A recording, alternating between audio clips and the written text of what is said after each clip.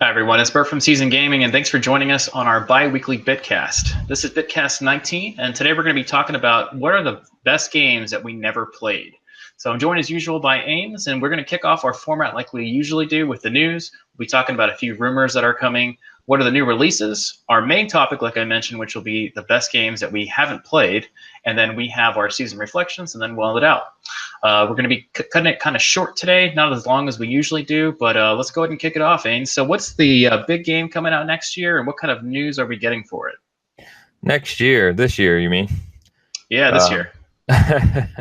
So finally, we have the release date for Red Dead Redemption 2. So it's going to come on October 26th, which is kind of a surprise because that is right in the middle of all of the major fall releases. So you could kind of hear all the other publishers scream when this release date was announced. I would think that Call of Duty will probably be still that first week in November release, but for all the other kind of major titles, especially first-party titles for Microsoft or Sony, I just see them getting the hell out of the way for this one. Yeah, it seems like the single-player story games are going to be kind of moving away, looking at different times to release the game. Seems like anytime you go against a Rockstar game, it's not the best time to do it. And we do have some more news on Red Dead Redemption 2 that we'll get to when we get to rumors. But staying on this one, finally, a lot of people super excited, and also some people not excited as we got another delay somewhat coming from it. So it seems like 2018 is a year of delays. Yeah, I think most of us kind of anticipated it wasn't going to make spring, especially considering we hadn't seen anything, further since late last year, really. So, but I'm just hoping, honestly, they do something special for release in terms of a collector's edition or something. We didn't get anything for the first game, so I'm kind of hoping they go overboard for this one. Yeah, any predictions on if we'll see something crazy at E3 for it, or you think Rockstar will be kind of quiet about it? I don't know. Rockstar is kind of strange with E3. I think we heard last year, right, that Sony has the marketing rights to it, so it won't surprise me to see maybe a big trailer for it and in the PlayStation showcase. We'll see. Yeah, it'd be interesting. It seems like Rockstar keeps most of their stuff offline when it comes to E3. Maybe we'll see a slight teaser of it during the Sony press conference when they talk about something, and it'll probably get a huge praise for it. But we'll see what happens. But let's move over to our next story. So this is more me as far as being excited about this one than Ains, and it's the Kingdom Hearts 3, the game that's kind of been in development forever. I think it was announced, almost 10 years ago at D23 recently. I think this was yesterday, actually. So if you're listening, depending on when you're listening, February 9th overnight in Japan, I guess February 10th in Japan, a new trailer came out for it, and the big news on it is Monsters Inc. will be in there. Still no release date. The game does look great if you're a fan of the series, so it's still looking as good as can be, but still no release date. It's being teased that it'll probably get a release date around E3. Fingers crossed for a 2018 release. I'm kind of thinking it will be coming out in the fall of 2018, maybe around Christmas time is my slight prediction, but obviously nothing to base that off of. I'm just basing it off as how long it's been under production. But I don't know, Answer, you looking forward to some Monsters Inc. action? No.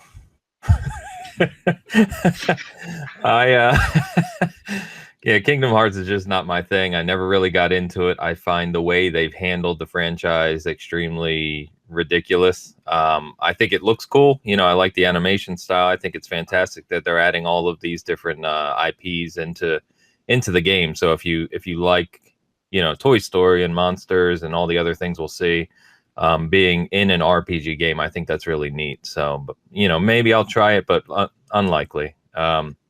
Especially, if it comes later this year, like we were just saying, we've got Red Dead Redemption 2, the big fall titles. We've still got potentially Halo coming. Who knows? I probably, just knowing me, I won't find time for it. Yeah, at minimum, if you're not a fan of it, at least it looks cool. And I don't mean you, Ains. I just mean as people listening in. If you're not a fan of Kingdom Hearts, it's kind of cool to see. The stories are nuts. None of them really make any sense. And if you pick up any of the remasters that are out for the PlayStation 4 currently, they're kind of cool to go back to, but they don't play that well. I've actually tried to get through Kingdom Hearts 1, and it was a tough playthrough to where the point that I may not continue unless I just have nothing else to play, which is going to be tough. But check it out if you're not on there. We'll be showing it as you're watching if you're watching on YouTube, but if you want to see the full trailer, you can kind of see it online for that. So kind of cool news on that. Other big news, if you're a Metroid Prime fan, we did get some news this week that Bandai Namco is rumored to be the developer of the game. We haven't got any official news from Nintendo or anything along those lines, but it's looking like this one may have some truth to it.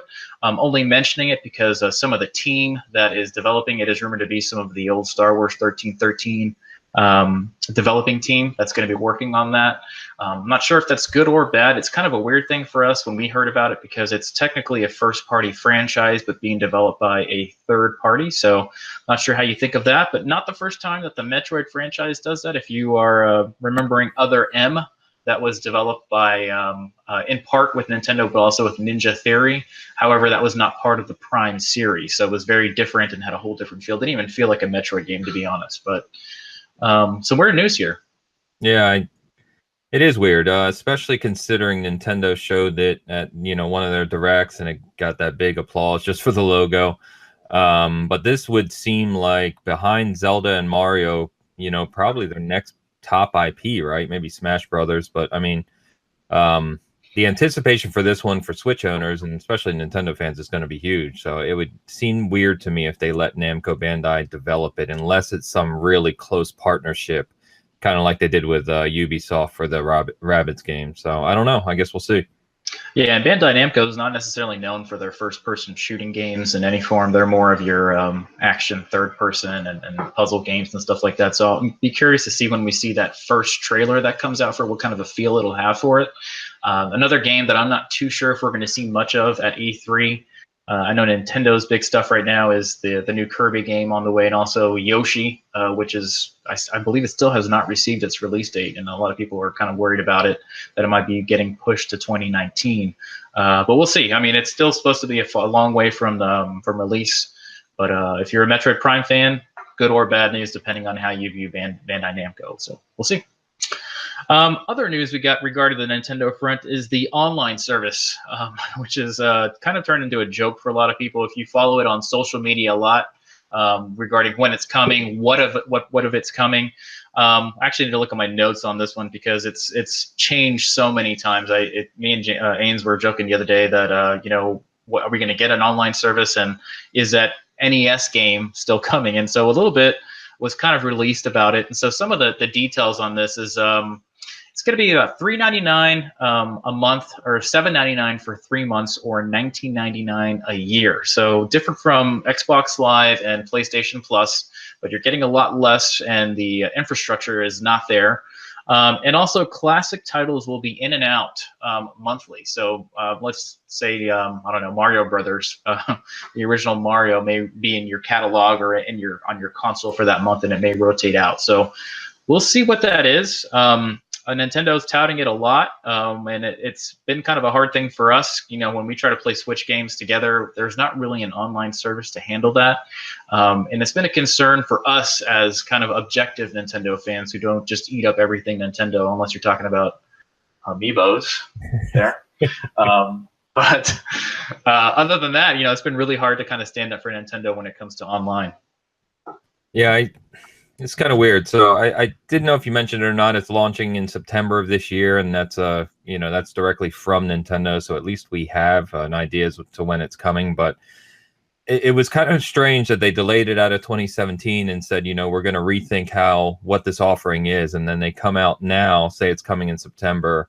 So a year delay essentially, but the details are exactly what they gave us originally. The same price, same rotation of the title. So don't really know what's going on here. They did say just last week, I believe, that the next announcement for it will be, quote, worth the wait. So who knows? I hope it's something significant, but when it comes to online and comes to Nintendo, I'm not going to really hold my breath.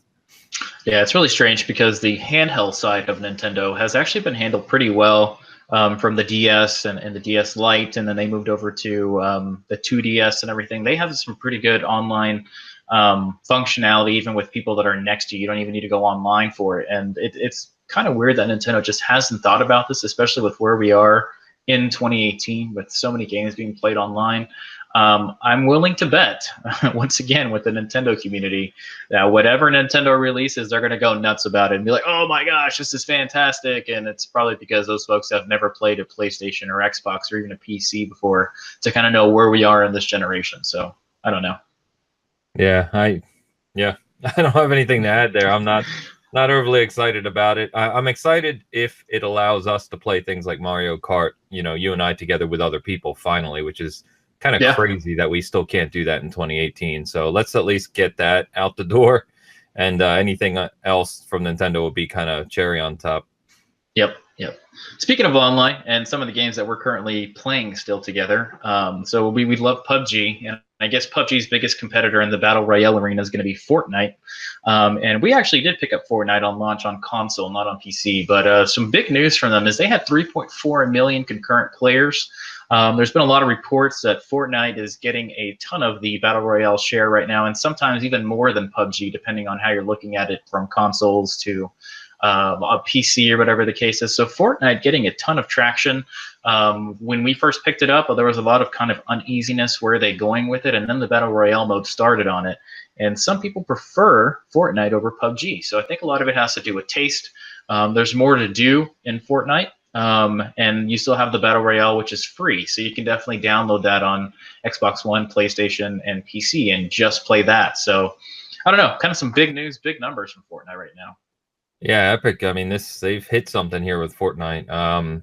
As you said, we picked this up right at launch on console. When it kind of came out in that preview launch. Enjoyed it. We still got a buddy who plays it nonstop on the PvE side, but the Battle Royale mode has really taken off. And I can tell you, having some teenage sons and just seeing their friends around, this is the game that they're talking about constantly and playing.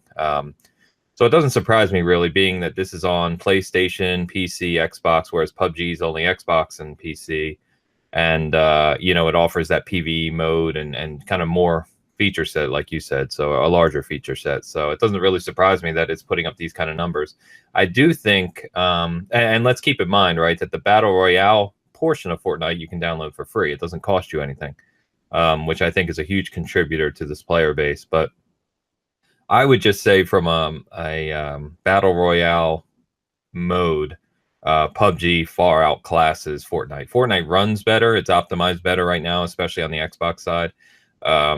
But in terms of just the experience, I definitely prefer PUBG. It's a much more serious game than Fortnite. So maybe it's just a matter of preference, but yeah, it's impressive no matter what. Yeah, we actually tried out the PvP Battle Royale mode on Fortnite, I think right before PUBG was launching, and we kind of enjoyed it. We didn't love it or anything, but I think we were more looking forward to PUBG. Maybe on one of our streaming nights, we should just try out Fortnite just for the heck of it and see how it relates. We'll probably be like, wow, this feels nothing like PUBG or something. But no, it feels like a cartoon shoot, which it essentially is. Feels like a cartoon shooter compared to PUBG, but it's still fun. And it plays really well, and they're updating the heck out of it. They just updated the map to make it more kind of strategic. And they announced yesterday, actually, that there's another update coming soon for PS4 Pro and Xbox One X, which is going to keep the fidelity of the game higher, but they're going to have a 60 frame option. So that'll be really good too.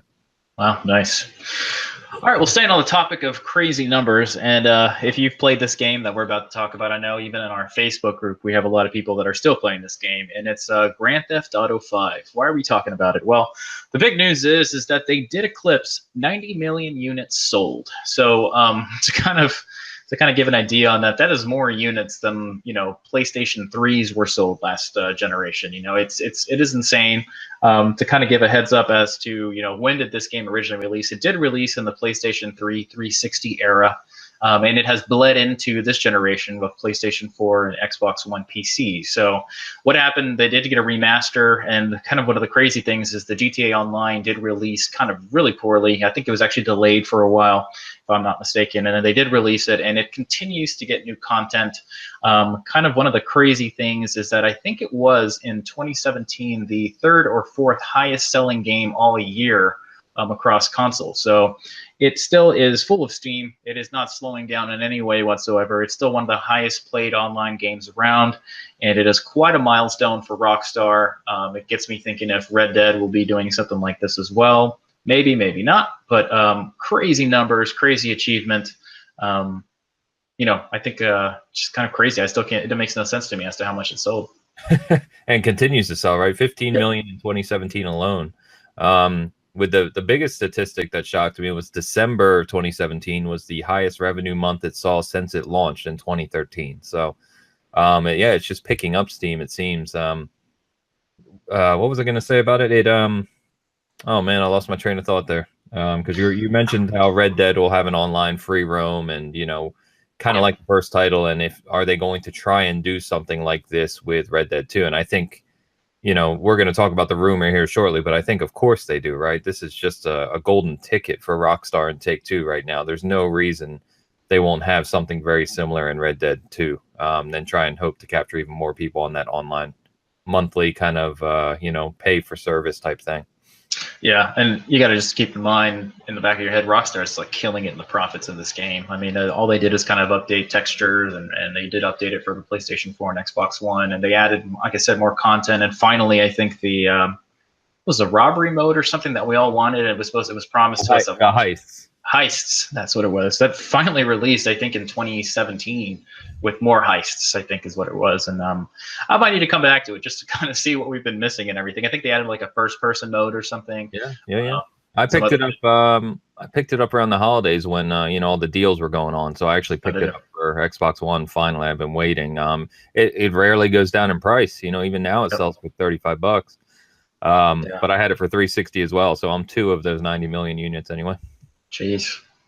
Part of the problem. What I was going to say about the 90 million is I think, and I hadn't researched this, but I think that makes it the 3rd best-selling game of all time. The only 2 games to have sold over 100 million, if I recall correctly, are Minecraft and Tetris. Jeez.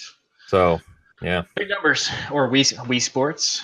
Wii Sports was up there. And some crazy stuff. Yeah, that's up there as well. But came bundled, so it's very differently. It's counted differently, I think. Anyways, moving on to our next story. So if you are a fan of Demon Souls, Dark Souls, and you remember the game called Lords of the Fallen, that same developer did come out and release a game called The Surge last year. So if you have not played The Surge, this is going to be kind of that gameplay where it's a little more difficult, a little more serious of a game, and you kind of run around in mechs, and there's different stories. There is a different story of DLC that came out recently. But in recent news regarding this, there is a part 2 coming. So apparently they did well enough to kind of release a part 2. I did pick it up during the sales as well. I just have yet to touch it. I've heard some pretty good things about it. I know that some of the mechanics they're working on and updating to continually kind of improve the game. So I'm looking forward to playing it. And the whole story and concept of this seems pretty interesting. And I think it's very sci-fi-ish, takes place in the future, dystopian type world. And I do need to give it a try. And the DLC is supposed to be fantastic for it. So looking forward to a part 2 for this one. Yeah, I was just going to say, I was interested in playing it as well. It's one that I hadn't tried, but I do like the Souls-like games, and being that this is more of a sci-fi version of that, or mechanical version of it, it could be pretty fun. You just mentioned it as well. From everyone I've talked to that has played it, they said the DLC is fantastic and actually even better than the base game. So I know they did just release I don't know if they call it the complete collection or what have you, but you can get the Surge and all the DLC in one package now for a lower price. So I may have to check that out.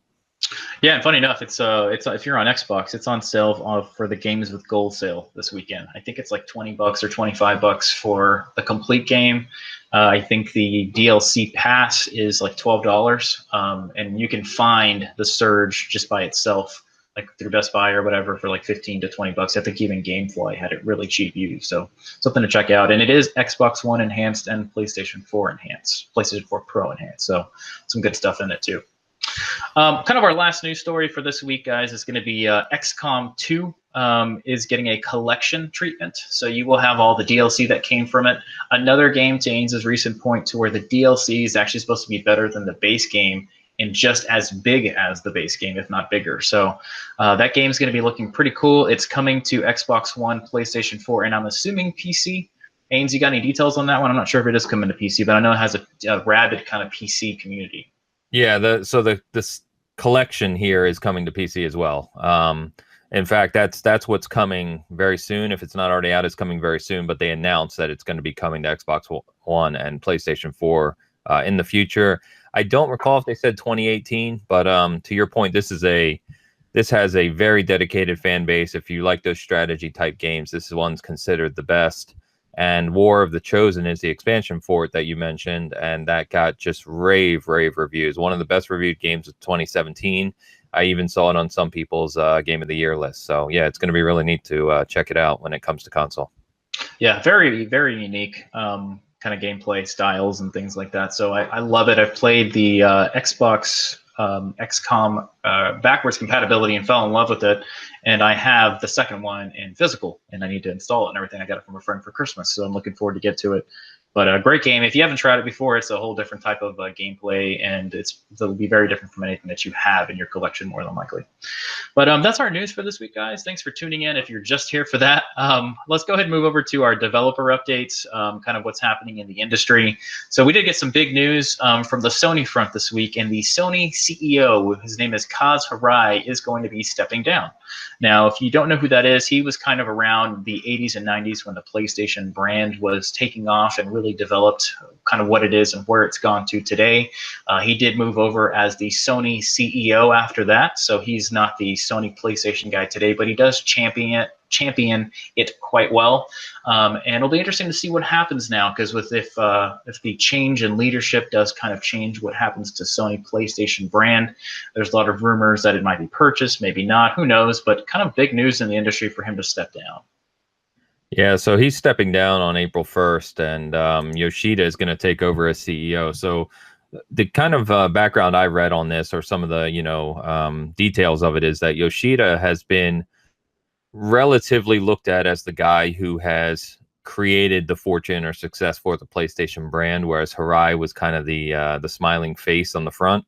So it'd be interesting to see if anything changes. If it's true that Yoshida is obviously the one who's kind of been driving it behind the scenes, and I don't think we'll see any big changes. And frankly, with Sony as a company struggling so badly over the past couple of years, and PlayStation brand really being its #1 revenue stream, I don't think they really do anything drastic to the PlayStation area, because that would just be a bad idea for the company as a whole.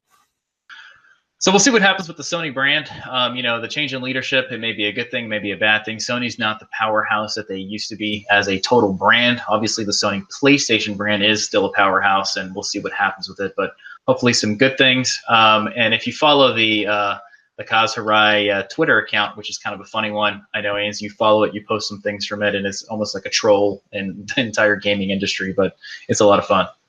Yeah, I don't know who runs that kind of mock account, but it's absolutely hilarious. If you're on Twitter, check it out for sure.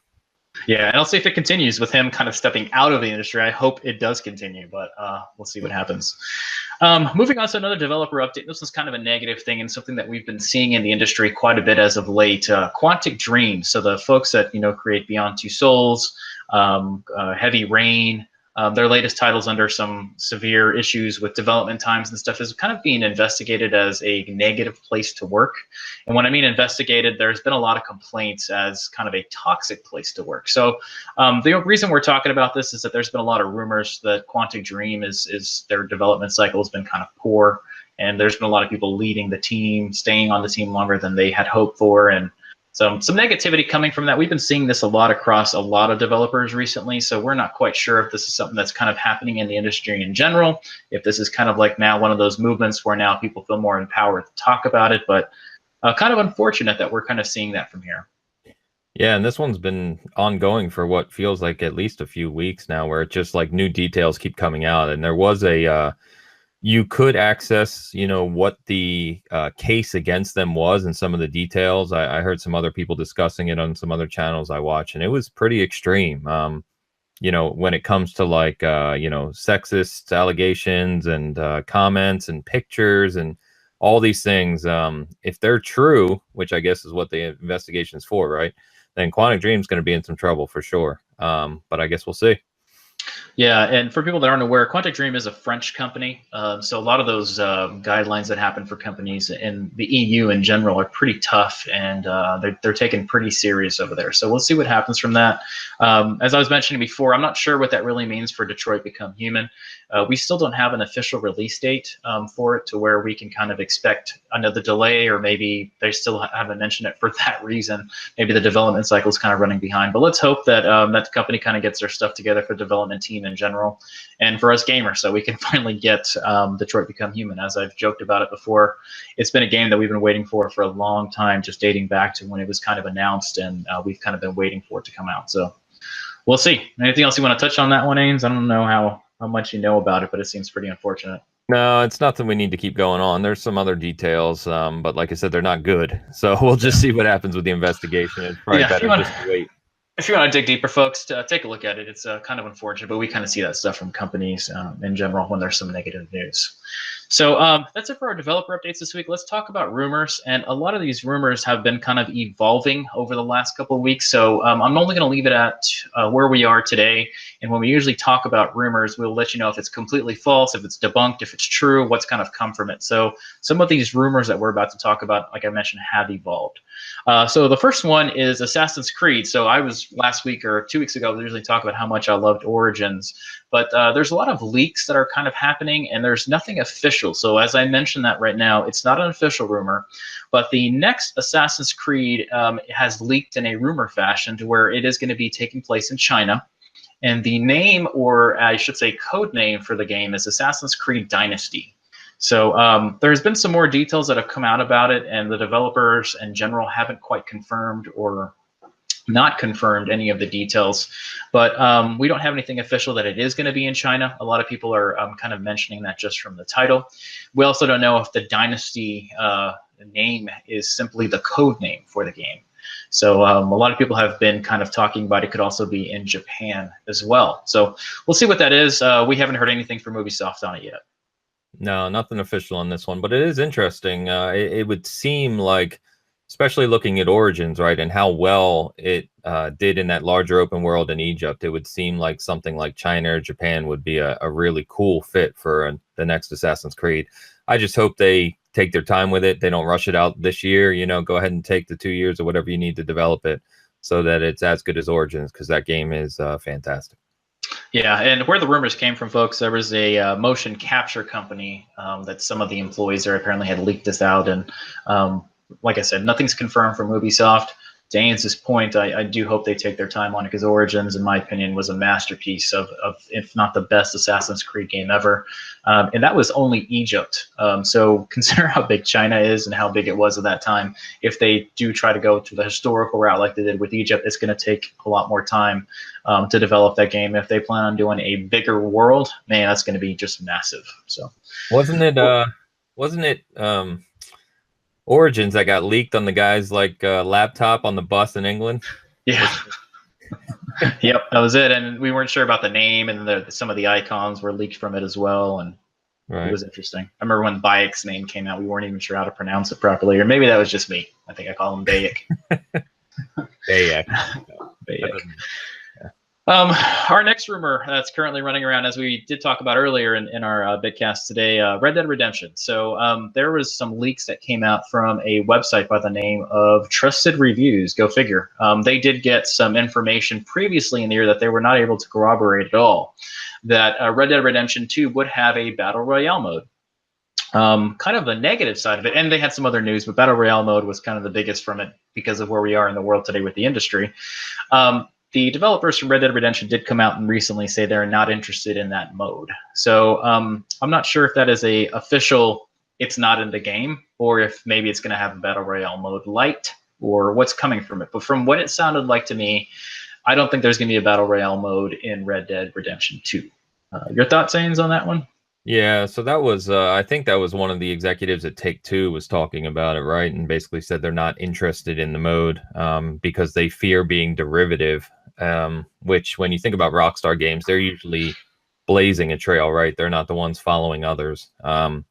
So I think, you know, and I'm probably not alone, right? I think Red Dead Redemption 2 is going to be the game of the year.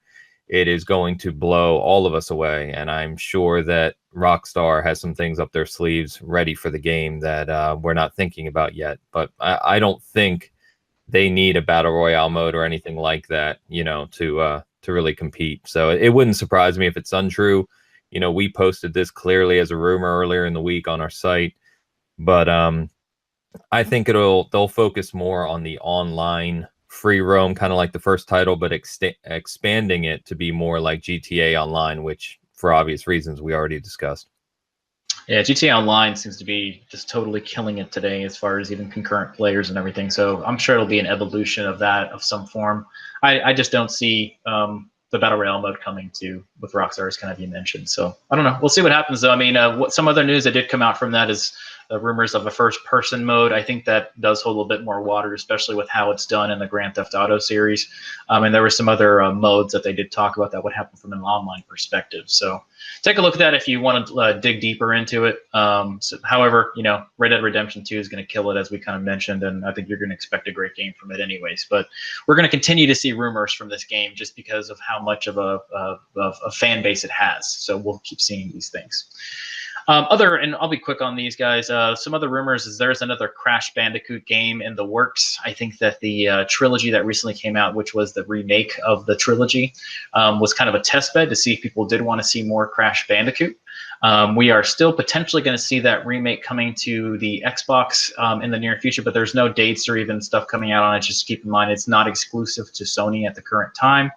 And there's other talks that the next Crash Bandicoot game, which may not even be the platforming game that it is, it could be the racing game, which has been rumored to will potentially be coming to the Nintendo Switch as well. So once again, this is just a rumor that's been going around the kind of the industry right now. Nothing confirmed from anybody regarding it whatsoever. So we don't have anything clear on that one. Yeah, and the one thing we do know is that the Crash Bandicoot remake on the PlayStation 4, Sony came out and said it's the best-selling remake ever for them. So if you think about all the remakes and remasters we've had this generation, the Crash Bandicoot one has outsold them all. So I'm looking forward to this. I think it would be cool if it was a racing, one of the Crash racing titles, if they did it well, because we were just saying not too long ago about how we don't have a kart racer to play online on Xbox or PlayStation, which is kind of unbelievable. So I think that would be a lot of fun if it's done right. Yeah, that's a great point, actually. We don't have a kart racer anywhere aside from Mario Kart. So we just have the simulation games or the almost simulation games and some kind of arcade games. But I think a kart racer is due regardless of where it's coming from. So this would be great if it is Crash Bandicoot, because I actually enjoyed it quite a bit. That was a great game back in the day. The last big news that's come out recently is the next Call of Duty. So obviously we're going to be getting another Call of Duty game that is a yearly release. They do kind of switch off developers. I think there's 3 main developers that work on the Call of Duty franchise. The one that is rumored to be working on it this year is Treyarch. And the rumor, once again, not confirmed from any of the companies, is that we're going to be getting a sequel to Black Ops. So that'll be Black Ops 4. We're not exactly sure if it's going to be where it's set in time. Black Ops has kind of moved all over the place with their time and kind of the gameplay styles that they have. But I'm sure we're going to be seeing something at E3 for it, if not before then. I would actually expect something coming in late spring. For some kind of a Call of Duty tease, at least. So we'll see how that goes. Yeah, I mean, this kind of goes without saying. It won't surprise us at all to see this. For me personally, I'm not the biggest Black Ops fan. I really didn't care for 3 too much, so I may actually skip this year. But Black Ops in general is, I think, Call of Duty's kind of biggest name brand under the Call of Duty banner now. So the Black Ops games sell really well traditionally. So yeah, what used to be the Modern Warfare was their biggest name in the franchise, and they kind of continued on and on. It did turn into Black Ops. I mean, I think there's still some old servers running for Black Ops 1, funny enough. And then Black Ops 2 is still one of the most played Call of Duty games still today. And there's still tech support running for it and everything. They're still getting rid of kind of the spammers and all the modders that are kind of running in there. So some of the other Call of Duty games don't have that support. So I don't know. We'll see what happens. I think it's expected that we're going to be seeing a Black Ops game. I just want to see more from it. World War II did surprise me quite a bit on how much fun it was, but the Call of Duty formula is getting a little tired. So I hope that they do something kind of evolutionary with it. We'll see. All right, so let's talk about our new releases. So as we did mention, the beginning of the year is always kind of a slow release window for games. I think back in January, we saw maybe 2 or 3 kind of AAA games and a lot of indie games that did release during that time. We're still seeing very few games coming out at the beginning of February, but we did get some big and notable ones. As you remember, last month we got Dragon Ball Z and a few other games, but let's kind of go through what's released here in the last couple of weeks. And once again, we usually only touch on the bigger games versus the small indie games. So one of the games that released back in January, and kind of the last big release of January, is the latest Dissidia Final Fantasy NT game. It did release on January 30th, and unfortunately is not reviewing too well. It is getting a fair/70 on OpenCritic. So with all the Final Fantasy stuff going on, this one's not one of the better games. The next one is EA Sports UFC 3. So if you're a UFC follower, this game has always been kind of a mediocre game, and it kind of continues that. It is scoring at a 78 strong. You can kind of follow the reviews on that one and kind of see if it's for you. Another game that did release that is probably our favorite release as of late is Shadow of the Colossus remake for the PlayStation 4. This one's being reviewed extremely well with a 94 Mighty. So if you did not play the originals, this is a must pick up. If you did play the originals, it's also a must pick up. So pick it up if you haven't got it yet. Last one that is kind of a big game. It's only on PC right now, but we do talk about it because it is one of the bigger games that has followed on forever, is the latest Civilization game. It's called Rise and Fall. It is also being reviewed pretty well with an 84 Mighty. So if you like those, pick them up. And then let's move over to what we're currently playing personally. Ains, let's start out with you. What are you playing right now? I know you're playing all kinds of stuff, right? Well, I'm not playing Shadow of Colossus. So that's a sad story in itself. Yeah, just I would love to be playing it but Amazon lost my copy of the special edition, and they are sold out everywhere. So I don't really know what I'm going to do. I mean, obviously I'll play it. I'll play the normal version, but I was really hoping to get the special edition of the game. I hear it's gorgeous, and yeah, I can't wait to check it out here eventually.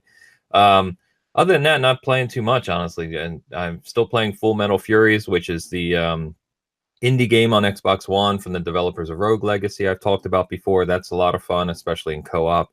And then, to be honest, most of my time is still being spent on PUBG. Just, still loving it. Nothing more to say on that one. And then, which seems to be a go-to game of mine all the time, is Smite. So me and a good buddy play Smite constantly, and Season 5 just launched in Smite this week. So a whole bunch of changes to the game, new conquest map, item changes, revisions, a lot of new things to check out. So that's what I've been going on. What have you been playing other than Shadow of the Colossus? Because I don't want to hear about it. Funny enough, I have not started Shadow of the Colossus. I have it installed, ready to go, but I have not sat down and kind of soaked it all in. I'm not sure if you remember the game very well, but it takes a little bit to get into, and before you even see your first Colossus, there's a bit of story that unlocks in it. So I have not had that time to sit down and do it, but it is fully installed and patched and ready to go. My games that I've been playing is I'm still working on Forza 7. It's I'm trying to finish every single race from a single player perspective on that game. I'm almost there. I just have a couple of the normal races and then some of the super long races that will take me about an hour and a half to do, and I just don't have that time to sit down and do it. So I'm just doing small race by small race. Do PUBG with you guys from time to time just to kind of keep the social stuff going.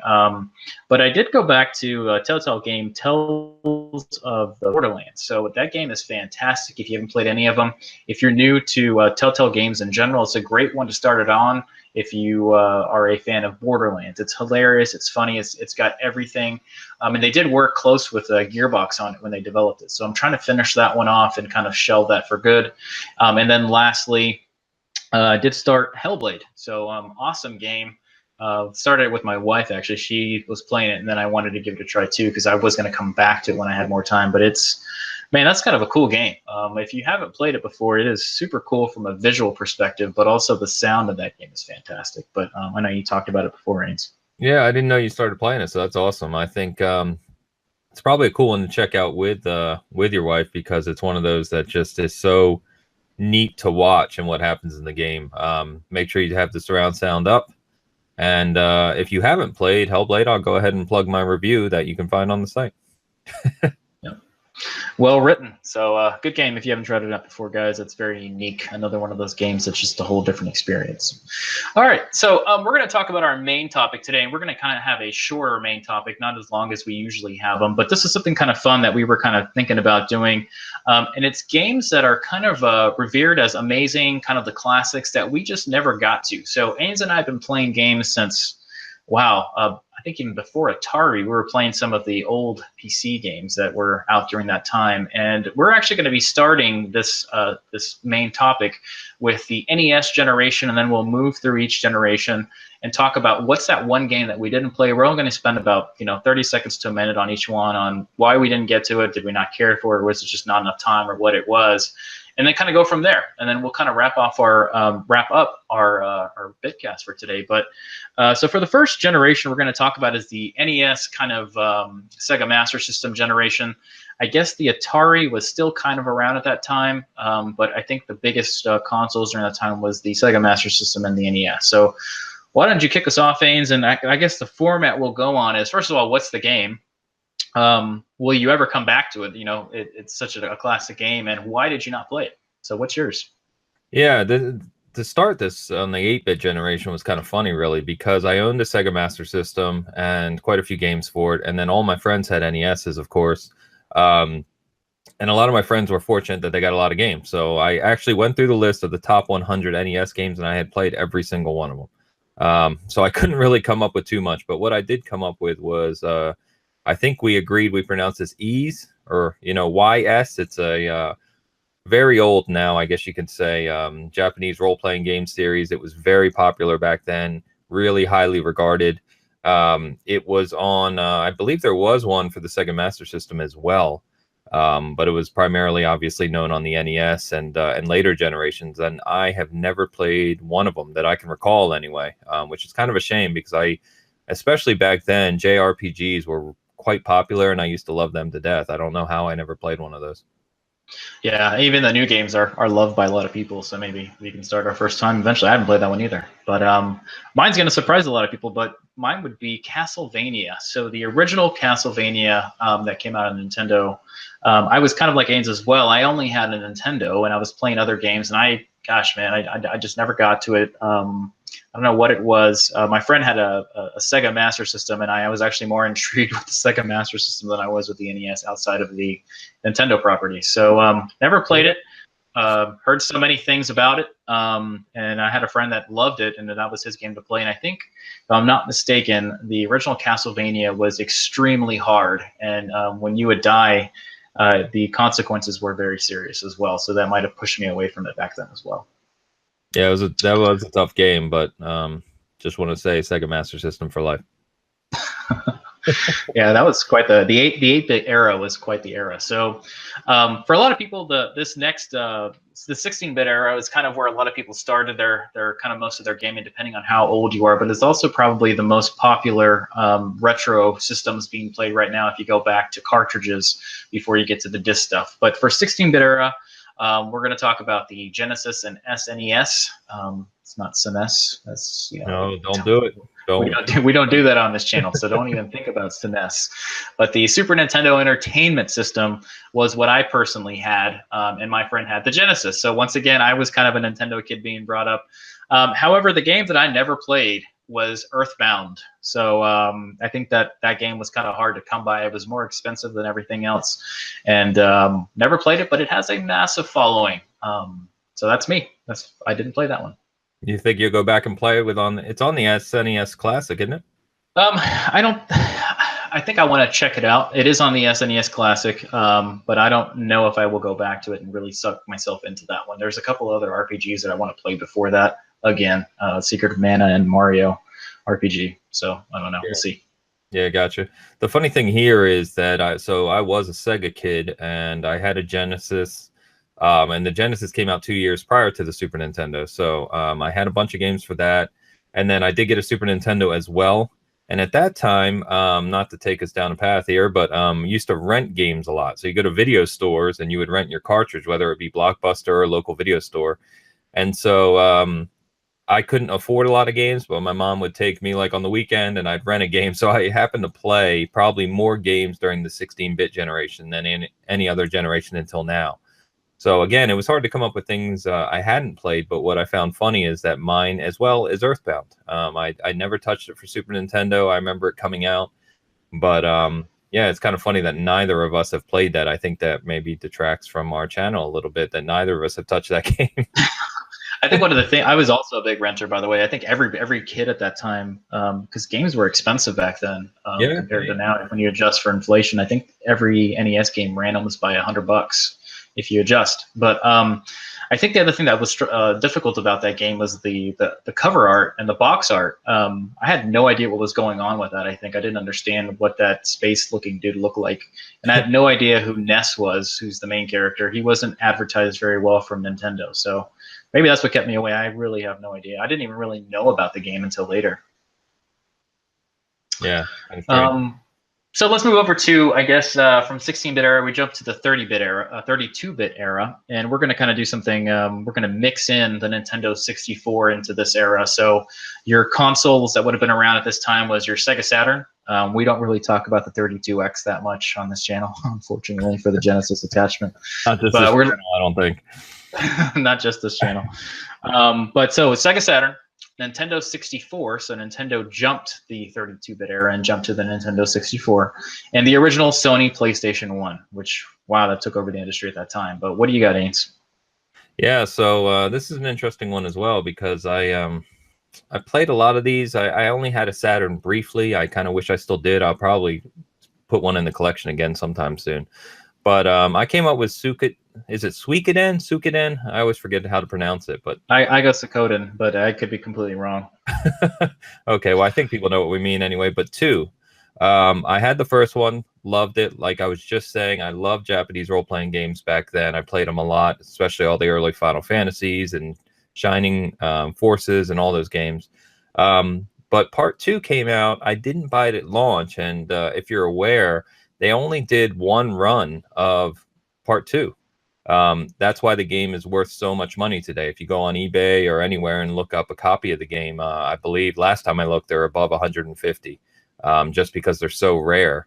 But yeah, it's one I never played. It's supposedly fantastic and excellent. I don't know why they made so few of them, but I wish I would have played it. Looking back on it, if I can go back to it in some form, maybe one day I will. But I don't know. I don't know if you know, but I don't know if that's playable anywhere else. Given the price of the copies, I doubt it. Yeah, I have no idea, but it wouldn't surprise me if it was available somewhere via like a ROM or some kind of a I don't backwards know. compatibility stream Maybe thing. PS Now. I haven't looked. Maybe I should look.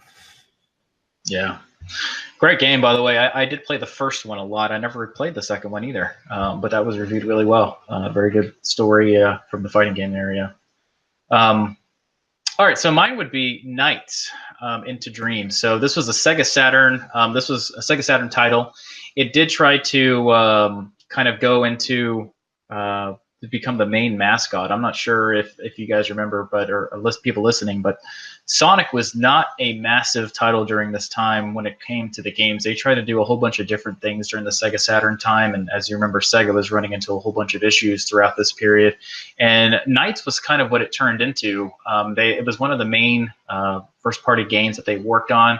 It even had its own controller that kind of released with the Sega Saturn, and people were loving it. Unfortunately, the Sega Saturn didn't sell that well here, and I also briefly had a Sega Saturn, but I never played Knights. A lot of people love that game. They want a remake of it or some kind of a sequel to kind of follow on where we are today. I'm not sure if we'll ever get one, but I never played Knights, so kind of unfortunate. Yeah, I've played it briefly, not long. I don't know if I played it in a store at a buddy's house. I remember playing it, and it did eventually come out on the Xbox 360, did it not? They did like Yeah, I think it was part of that package, the Sega's Best Hits or something like that. Oh, okay. Yeah, I have the Sonic collection. I don't know if it's on there. But anyway, that was made by Sonic Team, right? With is it Yuji Naka? Is that his name? Can't remember his name, but I remember that's kind of where they were moving to. Yeah, yeah. So anyway, it was made by Sega's kind of AAA team, internal team, and it was a very big game at the time. It got reviewed extremely well, but the Saturn, as you already mentioned, just kind of ran into so many issues that I don't think a lot of people ever got to really check it out.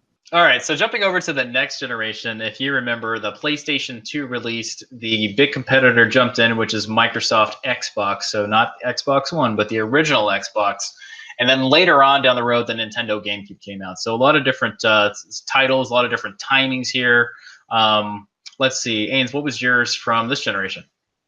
Yeah, so I had the Xbox and GameCube at launch. PlayStation, well, I had them all, and a lot of games for them. But kind of digging through, one of the games I always wish I played that I've heard talked about since it launched was Eternal Darkness for the GameCube. Kind of a very unique title. You know, if you think about Nintendo, especially 15, 20 years ago now, they really were not known for having any kind of horror-esque titles, and that was one of them. Probably one of the only ones. So I love those kind of games. I love creepy games. This one, from what I've heard anyway, does some things that other titles still today haven't done in the way it makes you kind of think about how the game's being played. But yeah, I never played it, never picked it up. Kind of sad. I probably need to do that for sure. Yeah, great game. I think I had that on a Season Reflections probably, gosh, 5, 6 episodes ago, but it's fantastic. I'm not sure how playable it is today due to the way we've gotten used to playing the over-the-shoulder third person, but I think it might be if you have patience for it, so you might want to give it a try if you can. I have it. I can send it to you if you want to check it out, but all right, my game from this generation is actually Grand Theft Auto San Andreas. Everybody has their favorite Grand Theft Auto. I think a lot of people love this one the most.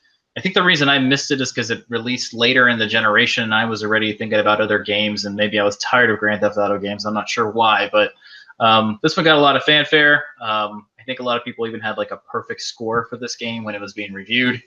But I actually never played San Andreas. Did you? Did you ever play this one, Ace? Yeah, I was a big fan of the Grand Theft Auto collection they eventually released on the original Xbox because if I recall correctly, didn't they up the resolution and offer like 5.1 sound for the first time for the games compared to the PS2 versions?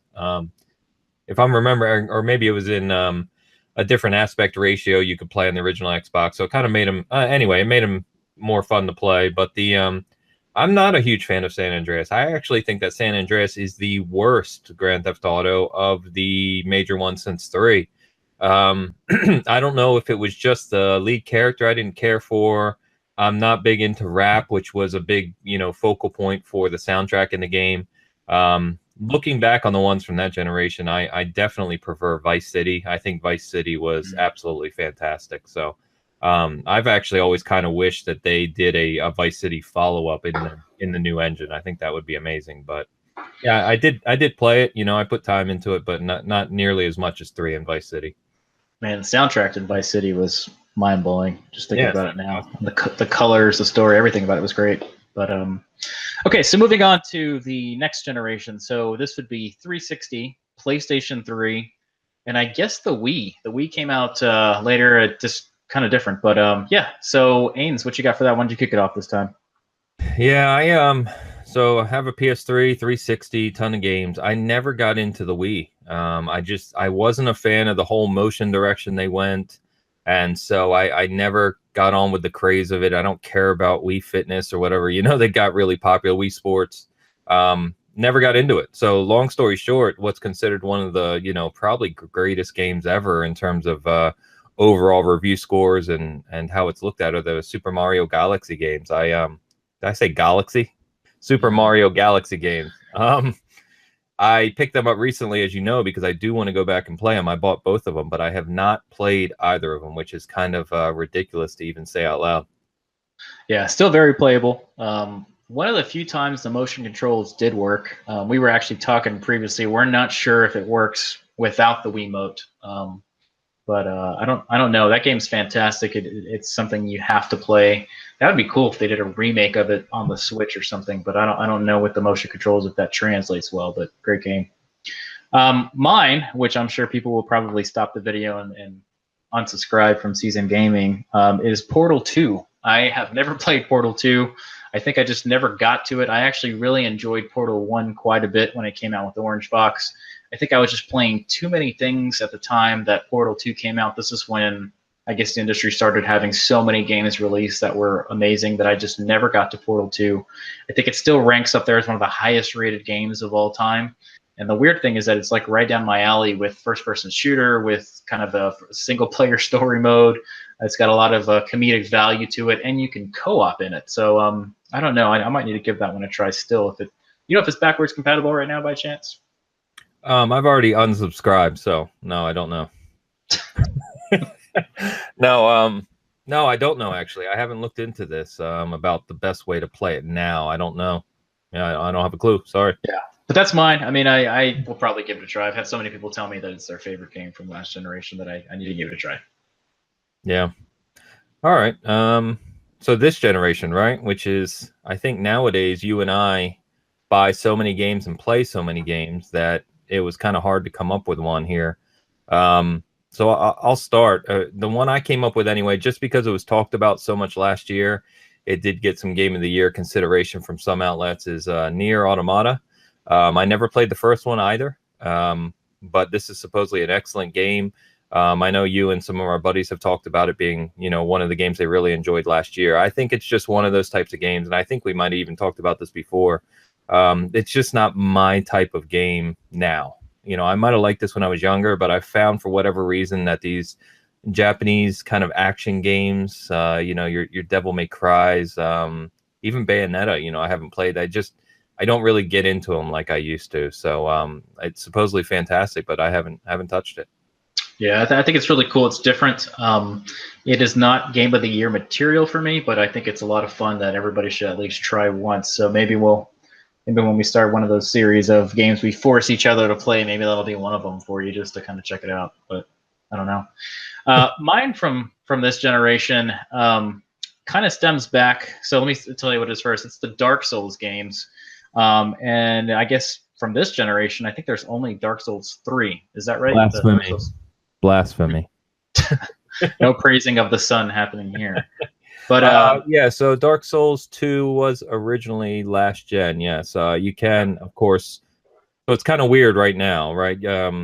Dark Souls 1 was 360 PS3. You can play it on the Xbox One via backwards compatibility. Dark Souls 2 was made by a different team of from Software, so it's kind of held in a different regard by some fans compared to 1 and 3. But 2 was remastered, and you can play that on PS4 and Xbox One. And then 3 was launched on this generation, yes. Okay, so and then Demon Souls, was that also PlayStation 3? That's PlayStation 3 only forever. That's the only place you can still play it. Yep. So where I'm going with this is Demon Souls. I actually played and I bought it, and I was so angry. I think I almost broke a controller playing that game. And since then, anything that has From Software really makes me hesitate even wanting to play it, try it out, or even want anything to do with it. I have a hard time with the gameplay of those games, on how slow and things. Just the entire gameplay drives me nuts from that game. So that's one of the games that I don't get. But with that being said, when Bloodborne came out, I love Bloodborne, and I've gotten through the majority of that game. I think I have a few bosses left. I love Nioh, even though that game I struggle with it sometimes. I think I was texting you the other night that the second boss took me 30 minutes to beat, and he's like one of the easier bosses. So I don't quite rage quit anymore as I used to, or break things. But when Demon Souls came out, I was breaking things. It must have broken something. And since then, I just never came back to a Dark Souls game. But with the, I guess it's a remake. Is it a remake? No, it's a remaster that's coming.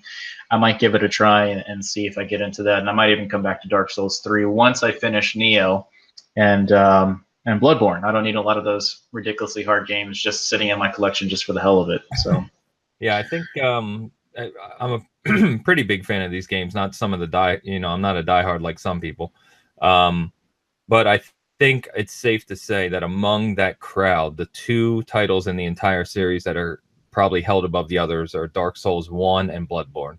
You usually find people saying one of those two are their favorite of the whole series. So I really like 3 as well. I thought 3 was great. But 1 is supposedly, and I've played 1, but only about 50-60% of the way through. I was about to go back to it on backwards compatibility, so when the remaster news came out, I'm pumped, man. I can't wait to play that in 4K 60 on the X. Yeah, and the crazy thing is the art style, the bosses, the way you feel when you play that game is like next to nothing else that's in the industry right now. So I don't know why I don't like it. Maybe I just don't have the patience that I used to, or I guess I never had. I should say. I was just talking about how I was breaking things, but I don't know. I'm still waiting for you to live stream Cuphead. Hey, I've gotten to the boss before the boss. What's his name? Mr. Dice or something? Boss, King Dice. King Dice. Yeah, I'm at him right now, so I'm almost there. Yeah, some people don't get by the first world. Yeah, I might stream that. You might just be laughing at me the whole time, though. He really frustrated me at first, King Dice, but he's got a pretty predictable pattern after that. The Devil's a little harder. Yep. All right, guys. So that's our main topic for today, and we just wanted to kind of talk about some games. And we hear this all the time, especially with the way the industry is today. There's so many games coming out that is more than likely you are now one of those people that never played that game from last generation. If you've been gaming as long as we have, we always think about games that we regret not playing. And some are easy to come back to, some are hard to come back to, some we'll never touch, and we'll just have to hear from other people's memories. But try to play as much as you can nowadays, and so you don't become one of those people that's got a massive backlog that they never play. So we're going to move over to our next topic, and it is our collectibles. So we usually like to collect things, share things with you guys, and some things maybe you have coming as well. But let's kick it off with you, Ains. I know you got some cool stuff this week. Yeah, honestly, and you can see it's kind of funny. We were just talking about Cuphead. So right here behind me is a new Cuphead print that I got. If you haven't heard of them, I think I've talked about them before, but Bottleneck Gallery, they're a pretty good shop that does prints for certain games on occasion. They get different artists to do their take. And so I think I showed a different Cuphead print I have from one of their other artists that worked with Studio MDHR on it. But this one is I really like. I think the color on it, as you can see, really pops, and it's just got that kind of old cartoony look to it. So it's really neat. 18 by 24 print. Now I've just got to find a place to put it on my wall, sadly. But they only made 150 of them. They usually keep their lot sizes pretty small. So I know like this one and the last one I ordered are both sold out, and they don't make more of them. So it's pretty neat in that regard, I guess. But I am certainly gathering a number of Cuphead collectibles, it seems. I'm going to have a Cuphead wall here soon. Nice. Anything else, or is that all for this week? No, there probably is other stuff, but nope. Let's see what you got. Okay, so I've actually picked up a ton of retro games as of late from friends, and this is just friends that are cleaning up boxes and stuff in their house or their parents' house, and they were going to get rid of these, and I've now told all my friends that if you have any old gaming things, do not get rid of them or give them to Goodwill, just give them to me. So I did pick up a few things. I picked up the original Jaws for the NES. Yes. So I remember playing this game. It even has the Nintendo cover, which is cool. I played this game at a rental store probably a long time ago, and this was another really hard game. I don't remember getting very far in it, but it was just cool. And if you were a kid during the Jaws time, everything was Jaws and really cool.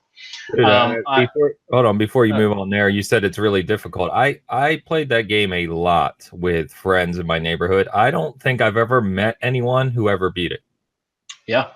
Seriously. I don't think I understood some of the controls back then either. I don't remember, but I remember that game was difficult for me. It was super challenging to even get Jaws to come to the boat, I remember, but when he did, it was like he would just get away every time. I don't even know what the ending to that game is. Go figure on that game. Okay, the next thing I got from my buddy is The Adventures of Dino Ricci from Hudson Soft, and it is complete in box. The bottom was a little messed up, but really happy to get this. I played this a bit. In talking to him, he played it like nonstop. It was one of his favorite games. And it did bring me back a little bit to all the things that kind of come in the old Nintendo games. So let's see if I can pull this out. It's getting stuck on there. But it's an NES game, and then you have the cover, and I have the book somewhere. But here's the thing. Big old chunk of styrofoam in the middle of it at the bottom. But it was kind of cool to see an old school Nintendo game that came complete in box. So really happy to get that. And lastly, another complete in box, Dr. Mario. Oh, yeah. So these are not very hard to find. They're not worth a ton, but I am super excited about it. Once again, complete in box. It has everything in pretty good condition. This one's in great condition. So happy to get that. And let me zoom through the rest. I did find a sealed in box Super Nintendo controller. And it is still cool. If you look really close, we'll see how cool I can get it to how close I can get it there. I got it for $3.74 in clearance back in the Target days. I was gonna say that was one of the later ones, I think, too, because if I'm correct, that's the Paper Mario on the front, right? Or one of the later Marios. Yeah, that's when they were clearancing out all the Super Nintendo stuff for the new consoles. Yeah. So Did also pick up Jurassic Park, complete in box. Oh, Dolby surround sound and everything. Look at that. It had it all. Dolby surround. And check this out. Remember instruction manuals? Yeah, my favorite. So this one is mint from the inside. The box is a little torn up on the side, but the book is perfect. And something that's easy to find that everybody had was Sonic the Hedgehog 2. So this one was one of the bundle ones. As you can see, it says not for resale. So this one came with the console. Also has the booklet. So very cool. But I'm not the biggest retro collector. I don't really have a ton of old Nintendo games. I think the games that I get really excited for are Super Nintendo, some of that stuff, because this is probably the generation I played the most games, kind of to your point, until the 360, PS3 era. And then PS2 I got a lot of, but I was more of an Xbox guy back then. So we'll see. But that's my stuff for this week. Hey, unfortunately, no amiibos. This week. So and then one thing I did want to share was in getting the Shadow of Colossus Collector's Special Edition, was able to dig out my PlayStation 2 version. And then I was able to dig up my PlayStation 3 Ico and Shadow Colossus Remaster, which is cool. So it's kind of nice to have them all kind of next to each other. But that's it for collectibles, folks. So moving on to our next section, which is Ains' favorite, is the reflections that come with the season, also known as season reflections.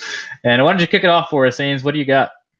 Yeah, so I think we've got two of our favorites of all time here today. So mine is KOTOR, or Star Wars Knights of the Old Republic.